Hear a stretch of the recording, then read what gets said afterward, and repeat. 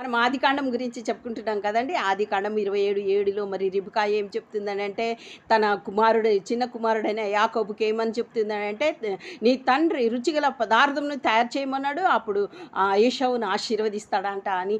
మరి దేవుడు ఈమెకి చెప్పినటువంటి మాట ఆమెకి జ్ఞాపకం వచ్చి మరి యాకోబుని తయారు చేస్తుంది. మరి ఏశావు అయితే చిక్కుడు గింజల కోసం జ్యేష్ఠత్వాన్ని ఆయన అమ్మేసుకున్నాడు. కానీ ఈయన ఆహారంను వదులుకున్నాడు. ఎవరు? యాకోబు. ఏంటిది అనంటే దేవుని చిత్తం చేయుటయే, అంటే జ్యేష్ఠత్వాన్ని పొందుటయే ఆయనలో ఉన్నటువంటి గొప్ప ఆసక్తి. మరి యేసుక్రీస్తు వారి ఆసక్తి కూడా మనం చూసినట్లయితే యోహాను 4:34లో ఆయన పని తుద ముట్టించుటయు నాకు ఆహారమై ఉన్నది. తండ్రి యొక్క పని తుది ముట్టించుటయే మరి యేసుక్రీస్తు యొక్క ఆహారమై ఉంది. అదేవిధంగా ఈ జ్యేష్ఠత్వంను పొందుకోవడమే మరి మన యాకోబు యొక్క ఆహారమై ఉన్నది. అవును.